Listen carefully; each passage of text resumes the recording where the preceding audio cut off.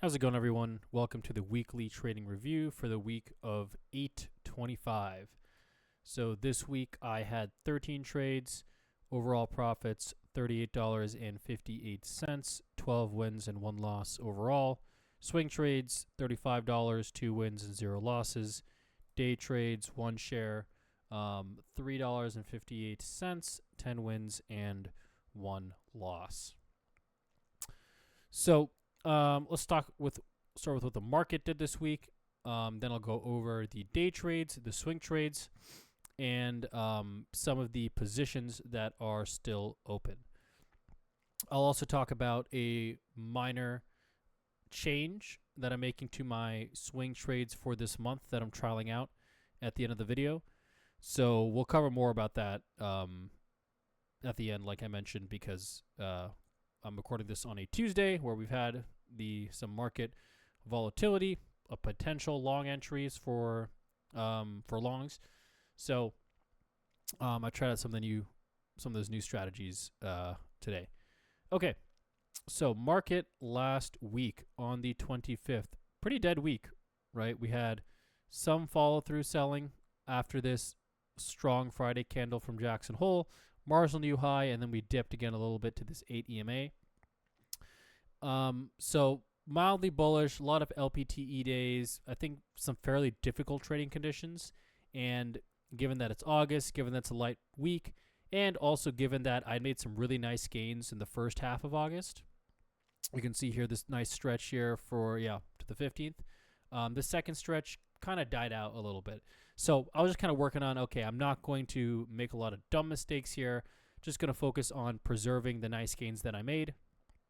And, I don't need to kill it this week.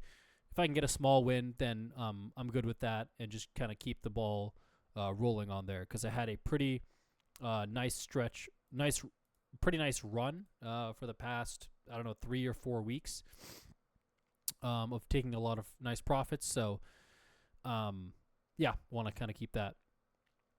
Want to not basically give all that back is what I'm really saying.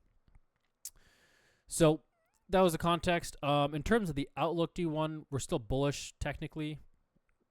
Over here, I'll make this a little bit bigger.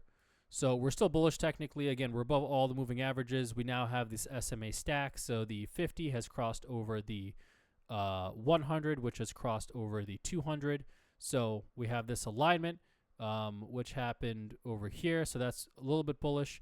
This golden cross over here was kind of that first clue on the golden cross, and you get back in here, and you can ride some of that trend at that point. But to me, this is sort of slowing down here. So we had this kind of breakout here. We had some decent strength here, kind of digest the gains. We had a really nice run here, compression, okay run here. We get a gap down, we get a run up, but you can see how it's patchy, right? We're up one day, we're down the next day, we're up one day, gap up, test the gains. So this is a choppy move higher. We get a smaller dip, and then we make a marginal new high here. And then obviously that I'm recording this on a Tuesday, we get another dip after this marginal new high, and then we come back down. So you can see that we make this new high here, we compress for a little bit, pull back, move up over here, compress for a couple days, right? About 4 days here, about 4 days here, and then we pull back, make a marginal new high here. This is sort of a compression. We actually poke up higher. I was expecting a little bit longer of a compression, but we sold off on some news. That's kind of why it broke that pattern. You can see that we're not really advancing a lot, and the keys are coming in on these dips is really where you want to get long, and it's more important than ever to time the cycles because there's less good long entries. And to me, it's a lot more likely that one of these is going to be a deeper dip, and you may have to take a lot more heat on some longs. So my swing game plan is I still have 1 or 2 longs that I'm holding on, but for the most part on this next run up, I'm going to be out of pretty much all of my longs except bull. And maybe we'll see how AMD does. I'm comfortable holding that, but I'm going to be out of pretty much all of those. And, just kind of being mostly in cash, waiting for the next dip. And the reason I'm saying this is if you look back to the run in 2024, right? So here's a dip, right? So we get this nice move up here, and you can see that the price action starts to get kind of patchy off this reversal. So it's pretty tight in this first leg. It's still decently tight here, right? We get a dip, double top lower high. We break through this pretty quickly. And then once we kind of break through here in February, these gains kind of get hard fought. So, right, we pop up over here, come back down, right, pop up over here. We're getting marginal new highs, then little dips. So you want to get in kind of on the 8 EMA here. And then we get this long compression that ends with the bearish hammer that goes sideways for a little bit. And then we get a more pronounced dip to the 50 and then down to the 100. So, I mean, from this point, April 4th, you got to hold this guy for about 6 weeks for this to come back up. So unless you're in shares, I mean, a lot of options may die here unless you're really going far out of the money to withstand that kind of movement. But, yeah, unless you're holding shares, I mean, a lot of trades are going to go against you. So, to me, I don't want to be caught with my longs having to take all this heat in this kind of leg. And I feel like that is a little bit more likely to happen. Again, right, you can see that we were making, we're kind of pushing up here. We got a deeper dip at some weakness in August. This is kind of choppy, some dippy action over here. We make some new highs, compress, and then you're kind of getting out on this leg. Although you had nicer runways back in 2024. You could ride these trades for a few days, right? So here's a couple of trades you could ride for a few days. Here's a deeper retracement you could ride for a few days, and so on. So right now, to me, the action is a lot more compressed. The runways that we have to ride are pretty short. So in this case, maybe over here you got 1, 2, 3, 4, 5, 6. So this is about a week. Nice little week here. We get a little breakout. If you want to take it here, you got a couple of days. This was a pretty nice entry that you could have rode for, probably 2 weeks-ish. But we're not really going to get those deep kind of runways unless it's earlier in the trend or if the pullback is a little bit more pronounced. And like I said, when it's more pronounced, you have to kind of wait and see if support is going to hold. So in this case on Tuesday, I think this is a nice show of strength for buyers here. I believe we're going to make another pass at the high, maybe poke to 650. But around this all-time high here, if we start to poke above it, I mean, that's when you'd probably want to start get out of positions. Other thing I'm looking for, we have unemployment coming up on Friday. So last unemployment report, big revisions let it down, but then the market rebounded. So we'll have to see if there's going to be big revisions again. If there are, then we could see some bearish price action. But outside of that, I think we just may see some volatility. So here's the other, where's the Friday report? I believe it came out, was it the 2nd, I believe it came out? Or the 3rd? Might have been the 3rd. So keep an eye on that. And then also we're going to see what the market does with the FOMC statement. I want to take a quick look at the Fed futures over here. I believe they are pricing in a rate cut. Yes, there's still a 92% chance as of recording this video of a rate cut, which has gone up since a day ago and actually gone up since a month ago. So the market's pricing in that cut. I personally don't know if it's going to happen or not. I mean, the market has been, they priced in a cut in June, it got pushed back. Priced in a cut in July, got pushed back. Now they're doing April. So, that's been pushing back, but the market has been chugging along. So we'll see if it, ends up being material. But the main point that I want to emphasize there is that I want to be kind of de-risked before that event because I am not confident that that rate cut is going to happen relative to what is currently priced in. And again, that may change depending on this latest slew of economic data coming end of this week and beginning of next week. Okay, so all of that preamble aside, let's get into the swings now for the week. And I'm going to just filter this.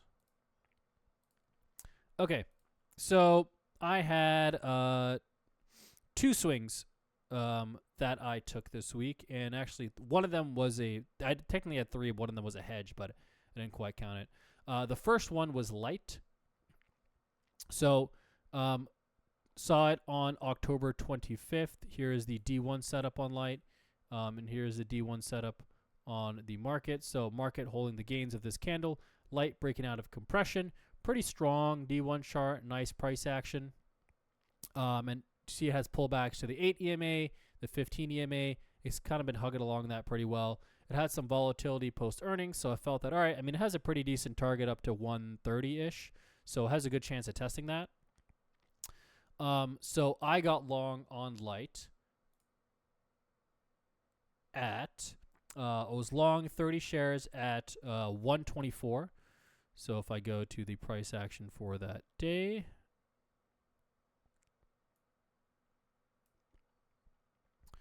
yep. So I got long at 124, which was pretty much around here. I got long on light. It bounced off VWAP. It had gained some relative strength. Had one more test. And then I took gains the next day at 125. I was targeting a quick move at the high of the day, given that we made a big move, and I was just looking for maybe an overnight swing that I could take. So this is a strong move up, pulled back, and then I could maybe take some gains here. I was originally targeting 26, but I ended up taking profits early, but because the market was choppy, it was kind of weak, so I just didn't have a lot of confidence of the position maybe going against me or not. So I kind of just took a small win, and that was pretty much my main win for the week. I'm going to actually just resize this chart and just give the price action for that day on the 25th and the 26th.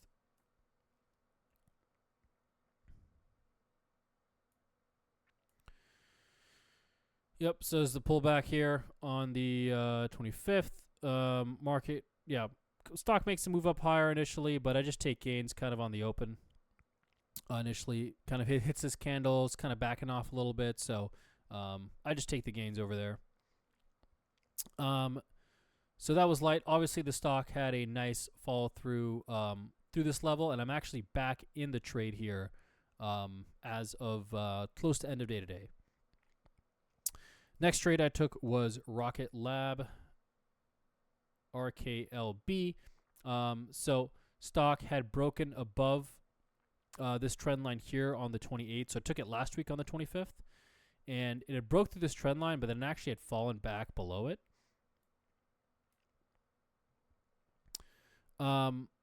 So broken up through here, and I got long at Rocket Lab. I took the September 5th 45 calls for $4.50. So they were relatively at the money. Didn't have a ton of time on these guys.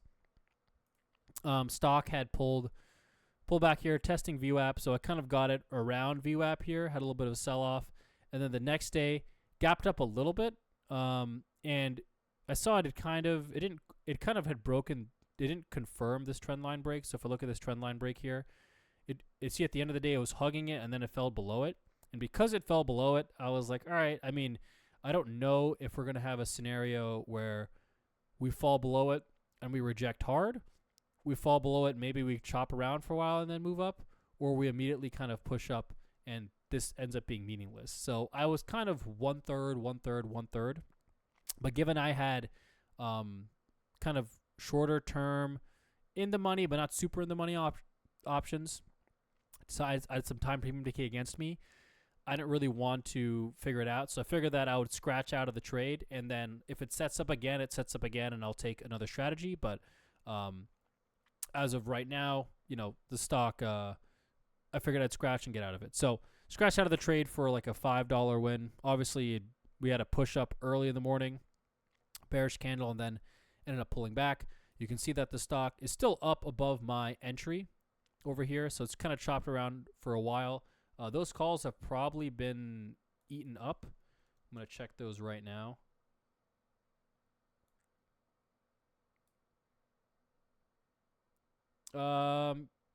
They're actually probably about break even right now. So they're not too bad. And if this breaks above this $50 level early, then we have a nice opportunity to get in the trade. So I just got out of the trade again because it didn't confirm that trend line break. And, I didn't have a ton of confidence. And again, look, the market, not super strong, super choppy. So I'm not really willing to hold through a bunch of moves, especially when a bunch of these gains were realized in, a couple candles here. And then we spent the whole time pulling back. I didn't have a chance to. We didn't really have a strong chance to get in on this move because it happened so quickly. Okay. I'm gonna talk about the hedge that I put on my AMD short, and that was on the 27th, August 27th. So I took it before NVIDIA earnings. Now I felt that NVIDIA earnings would be 70% either bullish or neutral, but there was a 30% chance that this could go against me if NVIDIA had a pretty bearish beat. So I took a hedge PDS. I took it out of the money, 160, 157.50 PDS expiring this week. I took 5 contracts for I took 5 contracts for 30 cents. And that way, if it did go against me, right, I would basically negate that entire move. And then if it ended up going, stock ended up chopping around, I could probably close it for a decent loss, maybe like a 30% or sorry, like an 80% loss on those positions. So I kind of had that to work with. AMD did kind of small gap up. It was down earlier, and so I figured I could scratch it. And then it kind of gapped up. So then on the gap up, I just took the scratch, or I took the loss on the gap up. I closed it out at 6 cents, I believe. And then it's still part of my original position. So now basically, of my original shares, I have to make up another $170 on the hedge, which obviously is unideal. But on the flip side, in the small chance that it did go against me, I kind of saved out against that loss. Now, I don't typically hedge, but I felt that was just in a kind of a unique scenario where, all right, the stock is still technically bullish, right? It still held these point on the daily chart, but there's a little bit more of a peer earnings and a major peer earnings events with NVIDIA that could bring it down pretty against me. And rather than eat a Mongo loss, I would just take a sort of a normal size loss, given that the PDS would kind of eat away at that. So again, not something I normally do in terms of hedging. This is probably I think this is the only trade I've ever really hedged this entire year. So very, very rare that I do it, but I wanted to kind of give the outline that why I thought it made sense. And I chose an out of money PDS because the payoff versus the risk would be really great in terms of an adverse move. And I also didn't suffer from time premium decay as much on that move if it hit my target. So if it hit my target, the longer it takes to hit my target, but if it hits it, I actually get paid the most. Okay, let's go over the day trades for this week.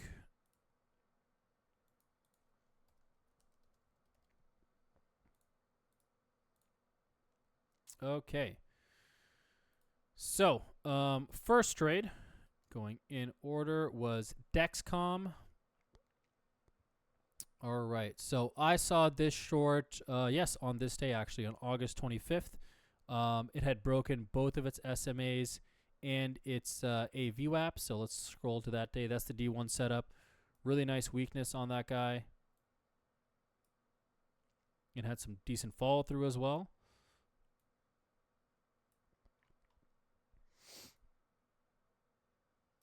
Yep. So I took Dexcom pretty early in the day, 950. So I took it right here at 78.65. Strong selling pressure through both the SMAs. This is some organized price action. So I bid a little bit into this candle. This close was at 78.60. So I bid a little bit into this candle. And then I got some follow through on the next candle. And I closed this trade over here at 77.98. So it took $1.31 on Dexcom. I was targeting maybe like $2 on this guy, maybe trying to get to this candle 77.83. There was a little bit of some support there, but stock basically kind of chewed through that and just was kind of doing nothing for most of the day. And we just kind of grind. It kind of did nothing, and then when the market started to sell off later in this day, on the 25th, grinded lower and put a really nice candle later the day. So got a nice little chunk of the move. This was an early trade, and I knew that market was flat, so I didn't know where it was going to go. I don't know if buyers were going to step in. So I took a quicker trade. Ideally, the better entry would have been this first early break and close below the 200. This was a nice confirmation candle, though, that, all right, the trend's on my side, and I can bid into this candle a little bit and get some nice profits. So that was Dexcom. Next trade I took was Tesla. And where is this? Here is the 25th right over here. So let's look into this trade.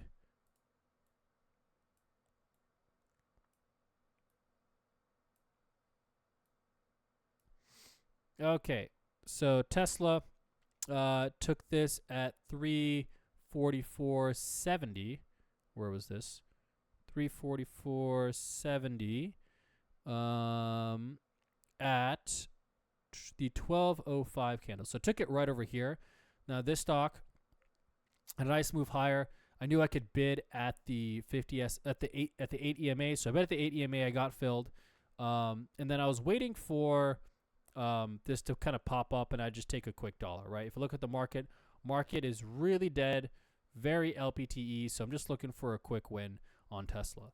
So I actually exit the trade for a very tiny gain, 344.80 in the next candle. And the reason I do that is because I actually missed this wedge high plus trend line coming in on Tesla. So if I draw one in here, right, if I draw kind of one in here, you can see that there were some high plus trend lines that are coming to play right around, right, kind of right, pretty much right at my target here.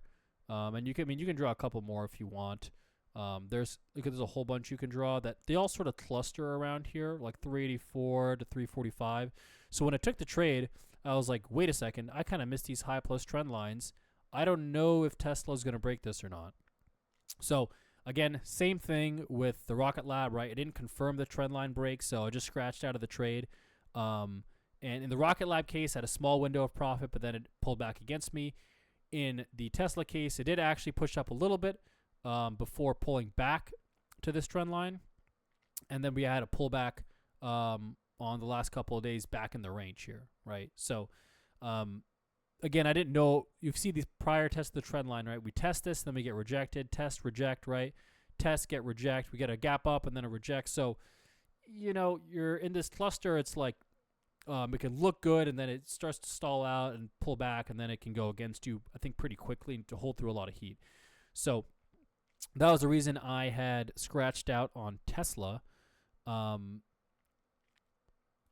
But obviously, did have a push up higher for $1. So again, maybe had some latitude to hold it for that $1. But I think my rule is like if I miss that kind of TA, I just get out of the trade, and I don't try to think twice because I'd rather take a small scratch than be kicking myself for holding a trade against a TA and have to swallow a big loss because I just missed something. Third trade I took on that day was BE. So let's look at BE. Here's BE on the 25th. So obviously very strong D1 chart. I've been in and out of this trade a whole bunch of times. So BE, where is our good friend? Okay, that's not the day that I took it, and that is not what I want to do with the chart. Aha, there we go. BE, okay.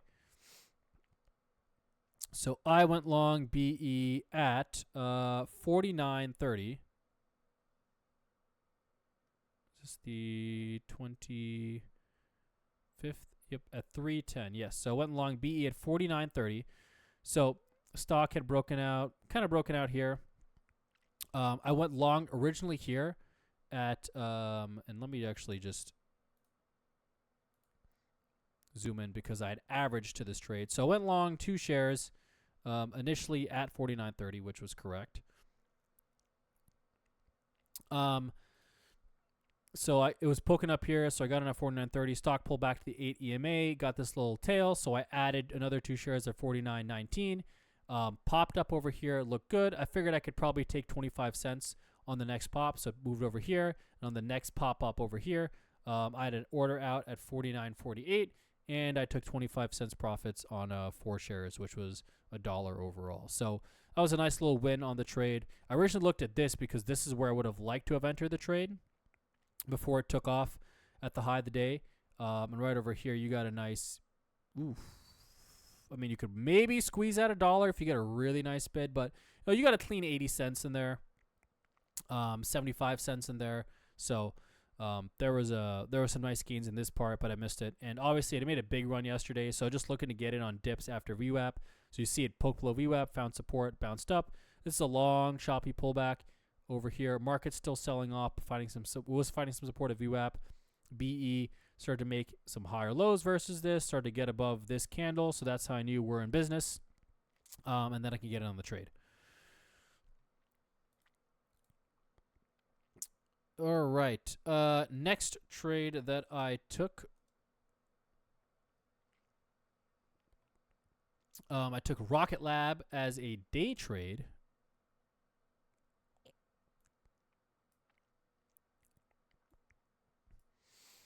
So I took Rocket Lab at.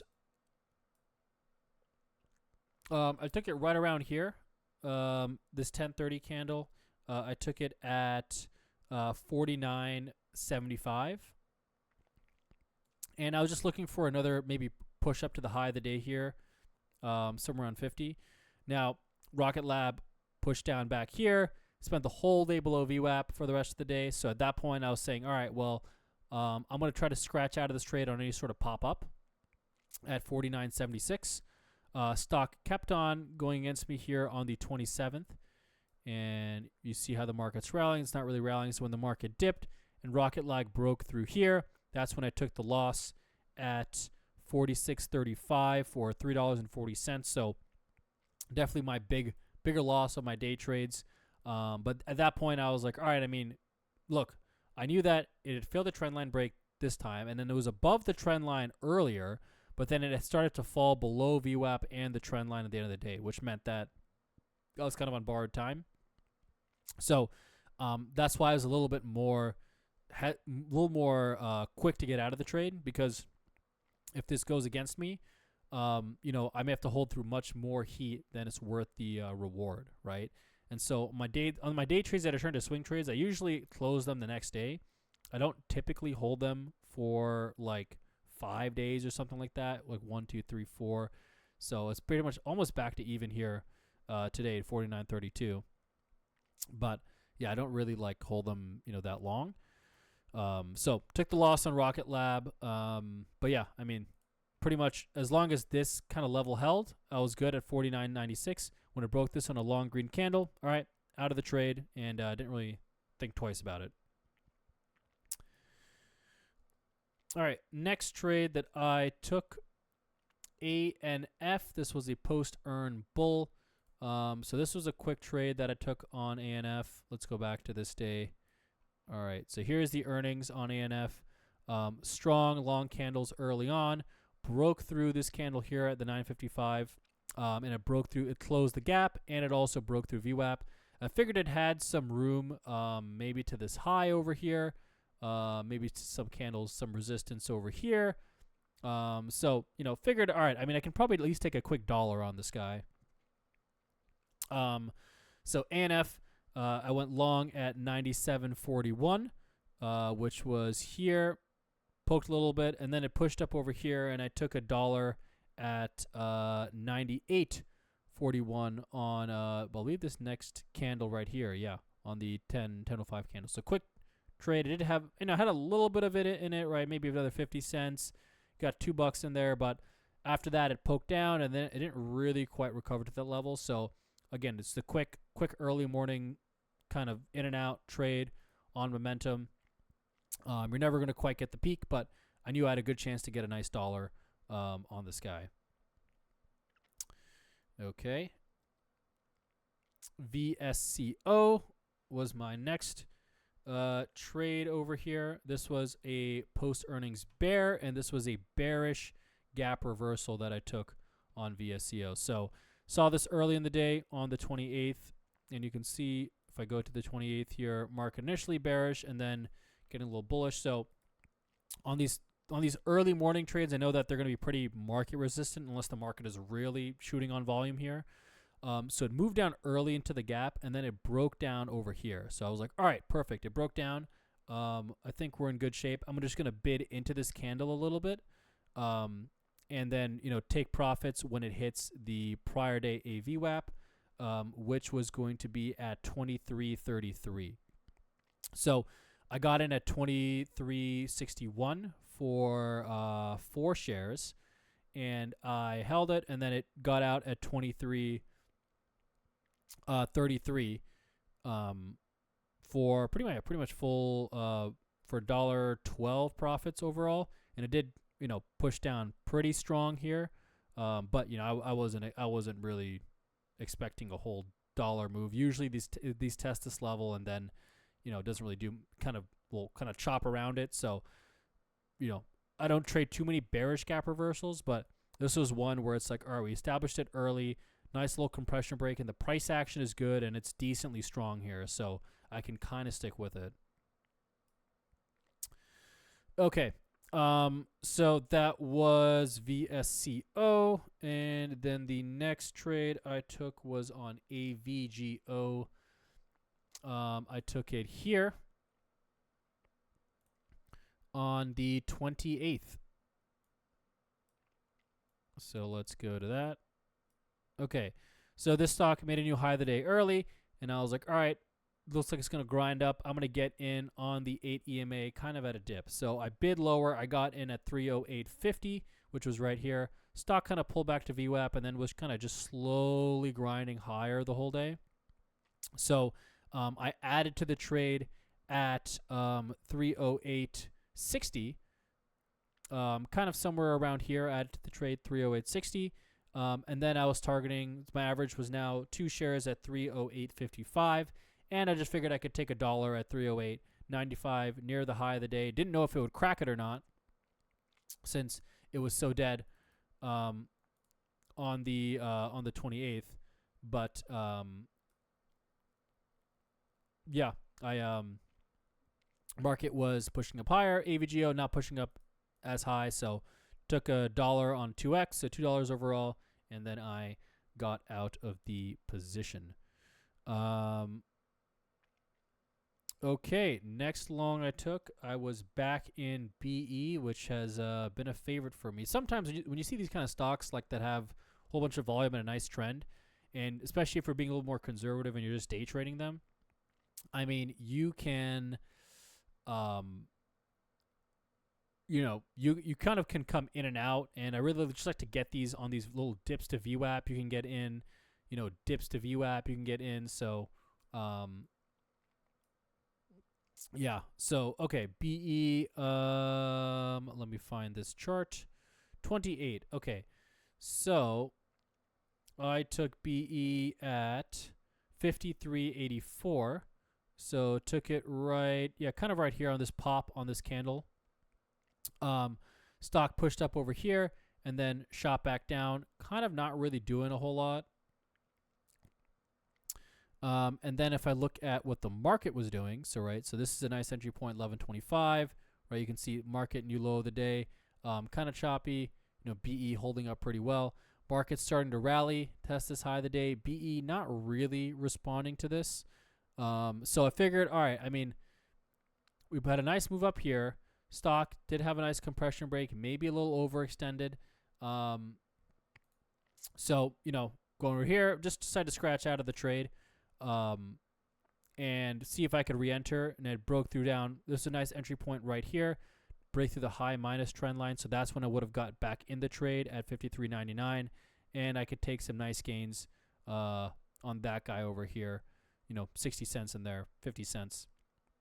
But I decided to scratch out of the trade at 53.85 for a 1 cent win. But pretty quick trade, right? This red candle went against me. Didn't really like that. Figured, all right, I mean, let me just get out of the trade, go to the sidelines, and see what happens over here on BE. All right. So next trade I took was Crowd, and this was also a little post-earn scalp here. So crowd, this stock was nice, huge candle early on, right? Moving down. You can see it's a choppy trend on this guy. So I was like, all right, look, dips to the 8 EMA or right below it, and then it pops back up, marginal new high, dips, marginal high, dips, marginal high. So what I'm going to do is bid at the 8 EMA, which I got in at 434.38, right? So I'm right kind of at the 8 EMA. Stock pulls back to VWAP. And then I'm like, it's kind of a deeper dip than usual. So versus, see, these dips are a little more shallow. So I didn't know if we were going to break the high of the day or come close to it. So I figured, all right, I mean, I'll just take a tiny win on the next pop up. And then it popped up on these next two candles over here. And then I took a tiny win, 20 cents.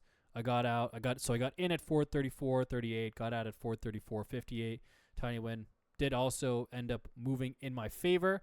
But given that on these actions here, I mean, the first one clue would be that if it broke this pivot low, which it did not. But given that, hey, look, I mean, I want this pattern to be pretty tight, pretty orderly. So when it breaks that pattern, I just don't have a great sense of where the stock is going to go. And if this could be, okay, maybe this is going to be double top, lower high. We have some volatility here.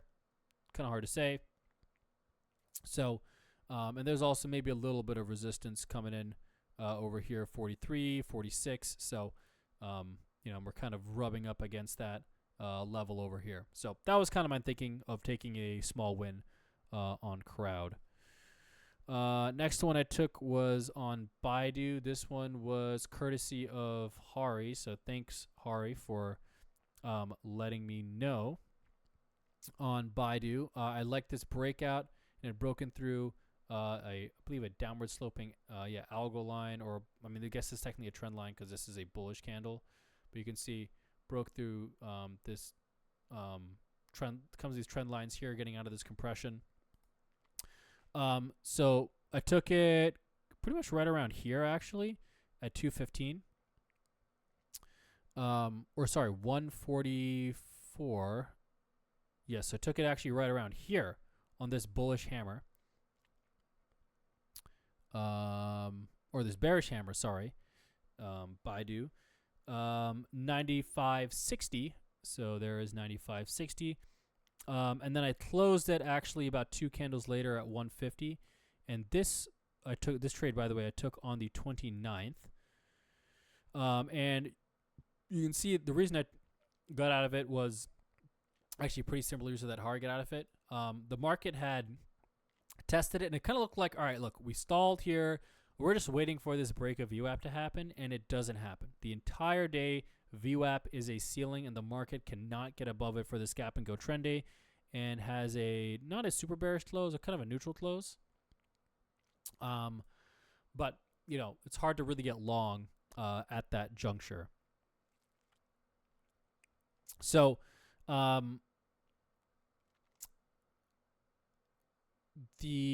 was this 215 candle? Yes, right here. So market testing VWAP. So I took it here, and then it rejects, and then it can't really get through, and it starts to kind of crumble down here. And I was like, okay, well, look, we've been struggling to get above VWAP. We may be in some marginal new highs, but we're pretty much LPTE here. We haven't really gone anywhere. I don't really need to push Baidu here, right? Like, I got a good bid. Yeah, I wanted to get above VWAP. I didn't get above VWAP, so I'm out of the trade. Took a quick scratch on that guy. And that got out. So I took two shares at 95.60, got out at 95.62. So 4-cent, very tiny win on Baidu. And then last trade I took this week was AFRM. This was another bearish gap reversal.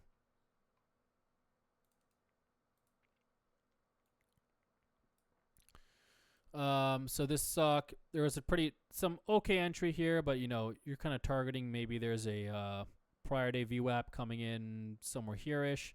I figured I could maybe just get $2 on the trade, so broke through the low of the day here, got in the trade. One share at 87.22, so got in the trade over here. And then we had some very tiny bodied red candles after a nice move lower. You can see how the price action is pretty choppy and steady. So what you really want to do, I was like, all right, it's going to pop up. Do I really want to stay in this stock overnight?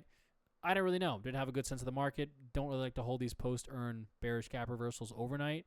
So took a quick 20-cent win at 87.02 and just got out of the trade. So that was all my day trades for the week. I'm going to go to the trades that I opened.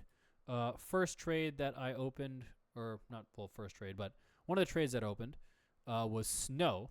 So I was long snow at the close of this candle, which was 240.80 was long snow. Market pulled back. Next day, snow held up pretty well in terms of the gains.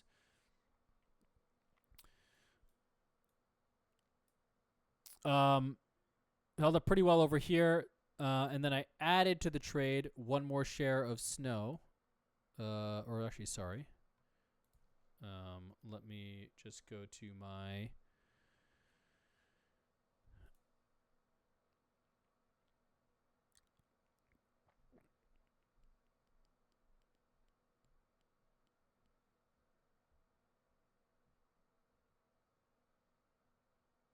Here we go. Okay, so swing long, 15 shares.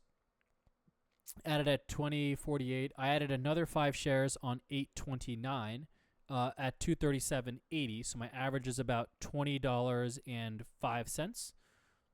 You can see it actually just poked above that average over here. So far, snow's holding up pretty well. I just like this strength post-earn. Stock has been kind of slowly pulling back here, but it's preserved most of the gains, especially when the market has tanked lower. So if I put up this D1 chart on the market, you can see the last 2 days, right? Market has gone from close 648 to 640. So market is down above 1%. Snow closed at 241 and is at 233. So it's down a little bit, but it's preserved the vast majority of this move. Ton of relative strength, ton of volume. So I think I have a pretty good chance for it to get back to my target. Maybe scratch out of this guy and probably swap it out for a different strategy. That's kind of what I'm thinking. Yeah, so that is snow. Next trade that I took, BE. This was a day trade that I'm held overnight, and I've added to. Oh, I don't know why I went to the M5 chart over there. Old habit. So, BE, basically market had made a big move down and then kind of popped up, but didn't really do too much. BE pulled back and then got above VWAP pretty early. So I went long at 53.80. Stock pulled back, market dead, stock dead, not really doing anything. So figured I'd hold it, try to scratch out overnight. Market gap down, strong move over here. And I added to BE at 51.80. Perhaps not the best add, given that I wanted to see some more of the selling pressure, but I figured that it could fill in the gap pretty quickly, which is why I added in here. This is a pretty strong move. Pulled back over here, so a better add would have maybe been somewhere around here. This double bottom above VWAP, 50.80, not a bad entry point. So now my break would in that case would have been 52.30, which I could have gotten a lot easier. But right now my break even is 52.80, so I think it's pretty doable. I believe it can fill in this gap. The close 52.90, so it fills in this gap. I can scratch out on that trade. Take a tiny win. But yeah, I mean, BE looks pretty good. I mean, to me, it's just a pullback to the 8 EMA and nothing to fret about, really. Next trade that I am in is App. I took App long, swing 5 shares at 481 near the end of the day. To me, stock held up super well on this market decline, so I got long here. And I'm targeting the top of this high plus trend line, which is now around 492-ish. Today, market pullback found support.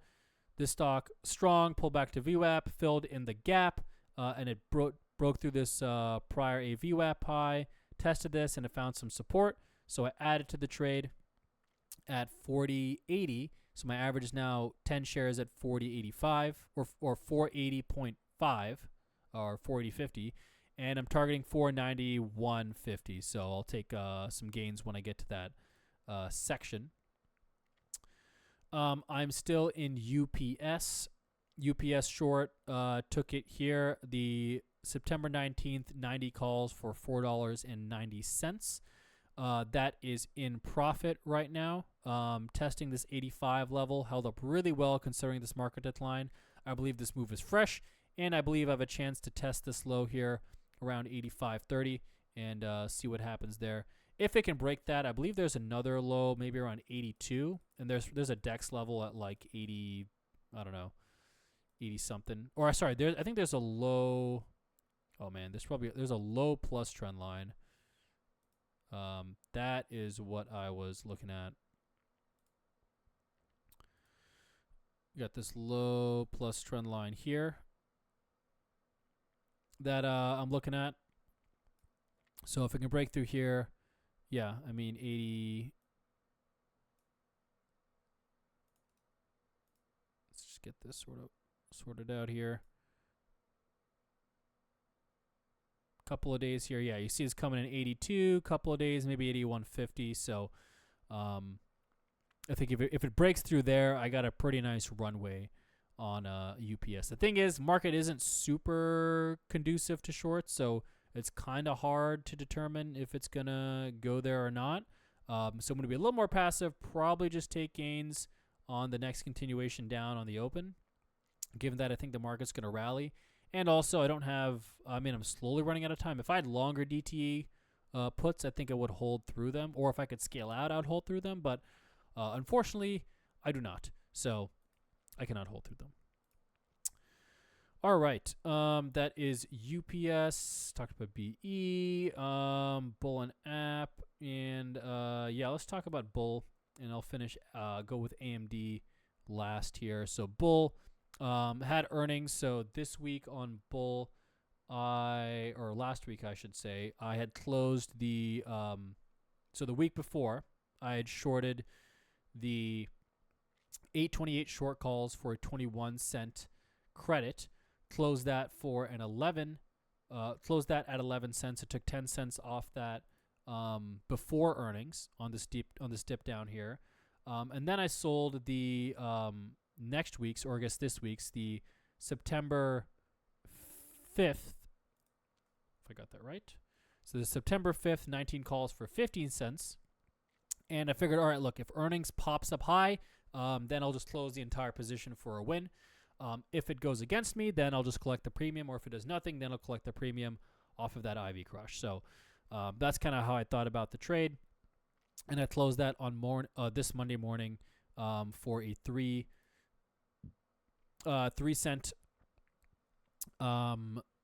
for 3 cents. So it took 12 cents of credit overall, and I believe now I am continuing to chip away at this. I have at $1.06 out of $67.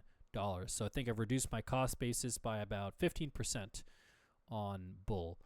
So I'm going to continue to chip away at that, and then I probably have I may have an average down in the bag on this. We'll see. I don't want to average down on a loser, but I may have an average down on this guy.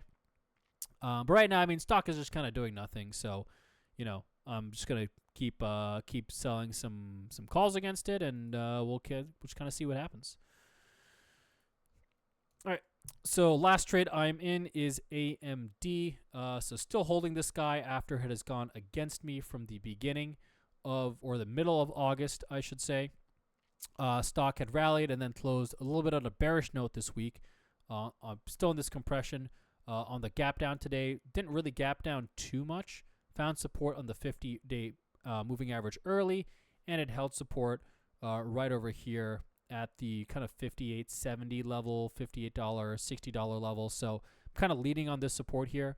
Look, chart I think is not the most bullish chart, but I think it's still technically valid. I don't think it's been invalidated unless we see it close below the 50, in which case then I would have to get out of the trade.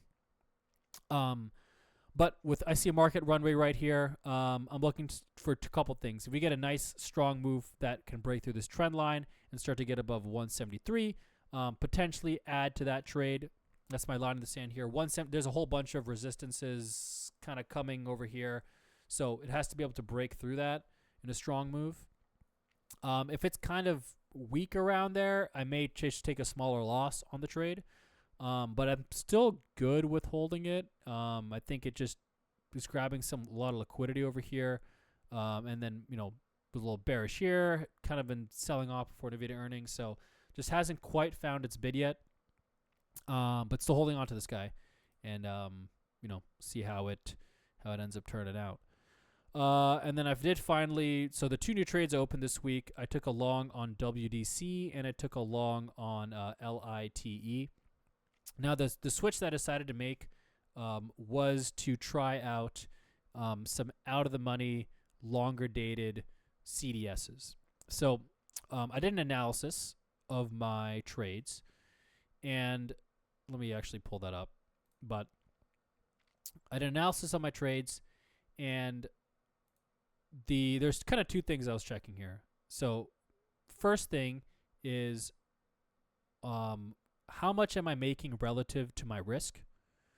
The second thing is when I have a target, how often do I hit it, right?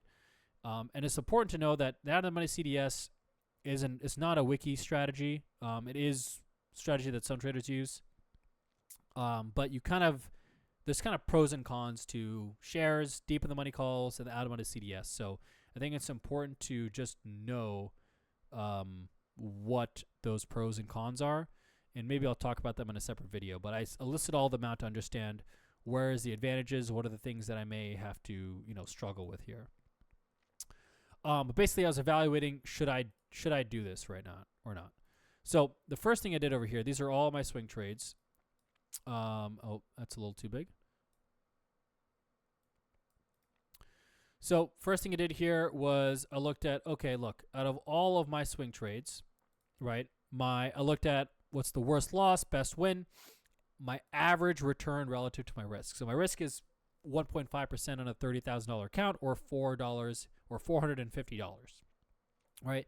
So my average risk is average return overall on all trades is 19%, and that goes up as I stay a little bit longer in the trade, right? 23, 36, 25, so on. Now, the middle, if you're thinking about a box and whisker plot, which I have actually made here, this middle percent, right? That middle 50% is, from 7 to 30%, right? So it's positive here. And as you see over time, there's more variation, right? So over time, I may have bigger losers, but I also have bigger winners. And this spread sort of widens out. Also works with, you look at average winner and average loser, right? My average loser tends to increase, right? 1 day later, 2 days later, my average winner also increases 1 day, 1 day later, 3 days later, right? And again, in this box and whisker plot, you can see that as you increase to 1 day or 3 days exit, right, there's more variation in the trade. So that's what I was looking at, and I kind of knew there's going to be more volatility. I also looked at the win rate and the number of losers. So my win rate is much higher, but also it's a tighter spread. Versus in here, my win rate is smaller, but there's a bit of a wider spread and potentially more profit potential. So I was looking at that. The second thing was I looked back at all of my word logs that I share in here, and I looked at what was my original target. And I looked at, did I hit my target? Yes or no? And then how long did it take me to hit my target, right? So I'm not really changing anything about my trading. I am just looking at how I've been doing normally, and then maybe there's a better strategy that I can use without really changing my intuitions on when to get in trades and when to get out of trades. So, for the most part, you can see that I took a lot of, there's overnight trades here, but anywhere from 1 day, and the longest one is about 9 days. So going into September, I was like, all right, I'm going to keep everything the same with terms of my max risk, but I'm only going to take out of the money CDSs, or if it's appropriate, I might take an in the money, deep in the money call. So in something like, Sound, for example, this is a really cheap stock. So I was looking at the $9, $10 in the money calls you can get. for a pretty nice debit, and you can hold them for a long time. There's not a lot of time premium decay, and you can sell calls against them. So that is one thing I like to do on those cheaper stocks. But I looked at all this, and I was like, all right, maybe an in the money call would make sense. And my main metric for measuring that is if my average return overall is above 19%, right? So if I'm averaging 30% overall, I know that I am doing better. And I may do that in a couple of ways. So first of all, I mean, my max loss is capped. I haven't really taken a max loss, but something like AMD, for example, right? Like, I knew that no matter what I do, it can't be more than the debit that I paid. So my max loss is capped. My upside is also capped, but a lot of times I'm not really capturing the entire chunk of the move. I'm just capturing one portion of the move. So, as long as it gets to the target, right, then that's how this strategy works. So it really matters on your ability to stick to your targets and then making the adjustments only if necessary, depending on certain stock or market conditions. So that's the change that I made. So for WDC, for example, I have taken the September 19th 82.50 85 calls, 5 contracts for a 92-cent debit. Let me pull that up. So my target here is $85, and I was like, all right, well, look, we have this high plus trend line, so maybe we'll get there, maybe we'll not, but we have a nice runway in the stock. Nice runway for the market and nice runway for the stock. So this has an ATR of about 225. I mean, it could feasibly get there in a couple of days, if it works out. So that would be the best case scenario. And I know if it does get there, then I'm going to be making 65% on my risk. So it'll be a much meatier gain versus what I potentially risk versus shares here. So that was the first one. And then on LITE, I also took the September 19th CDS. I took the 135, 140 calls. There's a lot of, I think there's a high DEX at like 140. And like, I mean, I'm just looking at these high OIs. I mean, I'm not using anything specific. I'm just going on my Tradier brokerage and seeing, all right, I mean, 140 is probably where people would have a lot of option or OI, and then I look at there and there's like, all right, I mean, there's like, 2K or 3K of OI here, and at the 135, it's like, 300 contracts. So, the 140 is probably the level you want to target there. And it's pretty feasible. I mean, this ATR is $6, so could get there in a couple of days, like 3, 4, 5 days. Again, if I have a nice runway, we can definitely get there. So those are the 2 longs I've taken. So overall, I'm quite positioned to the long side. I have 1, 2, 3, 4, 5, 6, 7. I have 8 open positions, 7 longs, and 1 short in UPS. UPS I plan to close down. And again, a lot of these longs, some of these are day trades, some of these are shares. I just plan to close them in the next, probably this week. So ideally in this week, I would have maybe just bull, maybe AMD, depending on how it does. And then maybe either a WDC or light. So I might have 3 to 4 longs, 3 to 4 positions open instead of 8. But I think this is a nice entry point for longs, so that's why I'm kind of a little bit more loaded up here. Okay, so that is everything in this video. We went over the market, open positions, swing positions, day trades. So yeah, I mean, another profitable week. I am 18 out of 20 active weeks here in terms of making money. So I'm just going to try to keep that up and see how I can win this week and make some good decisions. Thanks for watching, everyone, and I will see you all in the next video.